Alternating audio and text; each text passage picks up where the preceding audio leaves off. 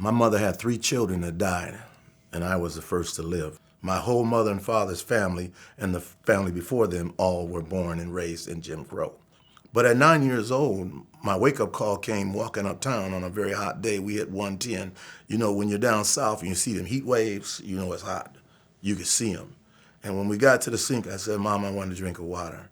Well, black people down there, they never said much about what's going on. She just said, you can't. I said, but Mom, I'm thirsty. She said, you can't, son, that's for white people only. I was holding her hand, and I don't know what got in me, but I looked up at my mother, and I said, Mom, one day I'm gonna drink that water.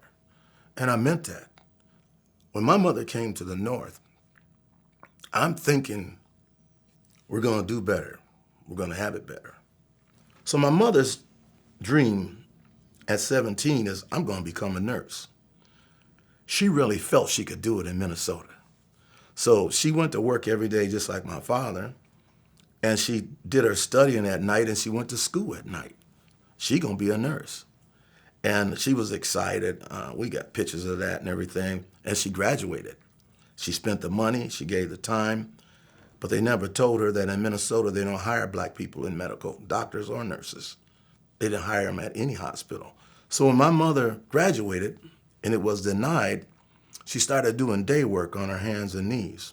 I got a job at Henry Hamburgers, and later I got a job at the Glenwood V store. I was so full of myself, I said, Mom, I got 2 jobs. You can get up off your knees and you can take any check you want, Mom. It's yours. And she had her hand on the bucket and she looked up at me from her knees. She said, son, I'm all right. I was so blown away. I was angry that my mother would not take my money and get up off her knees. I rode the bus back home, still pouting. I was angry for days. It took a long time for me to understand that I didn't understand when they took her goal and her dream, they broke my mama. I had no clue. She stayed broke for the rest of her life. She retired a person scrubbing floors, a nurse. My mother's dream was crushed in front of me, but I'm living her dream because I tell her story. I started standing up at 16, and I was thunder at 17, and I meant to be. We were all freedom fighters in the civil rights movement. However, I turned it up another notch in 1968 for me. I loved the Black Power movement because we knew that the truth of the matter was we shouldn't be fighting for civil rights. We should be fighting for human rights. But every day, black people got the beat out of them every day. They're spitting. They're throwing human remains on you. They're hitting you with bats with barbed wire wrapped around it, axe clubs the same way. They'll bust you in the head with a pistol or a rifle. You know, I had a lady in front of me get hit so hard with the butt of the rifle, the impact knocked both of us down. And she's laying on top of me. The blows from the rifle are sounding off in my body like a drum. I can't do that. I've witnessed it. When I saw that old lady again, she was wearing a helmet for life because of the skull that's missing in her head and walking with a limp like she had a stroke. I can't do that one. You can take me to jail, but I don't need you putting your hands on me like that. I can't roll like that. So in 68, I said, I like the Black Power movement more. You can use me in civil rights all you want, but understand my flavor. I'm gonna defend me. I don't wanna just sit in a restaurant. The Black Power movement said we can own the restaurant. I don't wanna vote. I wanna vote and run for office. You see, I don't want a better house to rent. I wanna own the house.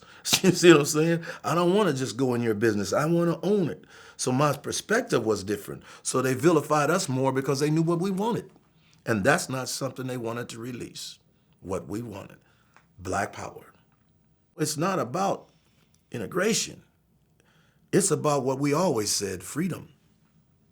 Freedom now. Freedom as human beings, to live as we choose, as God would want us to live. That freedom.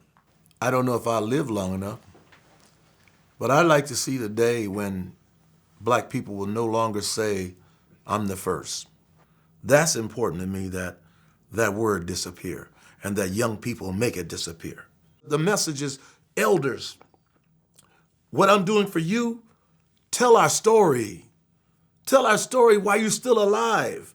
Don't have our young people wandering around like they don't owe. They owe to do better. If I had to fight to go to school, you owe us by getting A's and B's. If I had to fight to go to college, you owe us by graduating from college. If I had to fight to get a job, you owe us by becoming a corporate head. You owe us. Pay up. Pay up. We bled, we got beat, we went to jail, we got murdered. Pay up.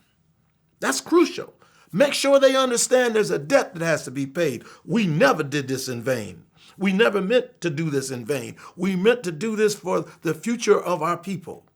We sacrificed ourselves for the future of our people. That's why it was worth it.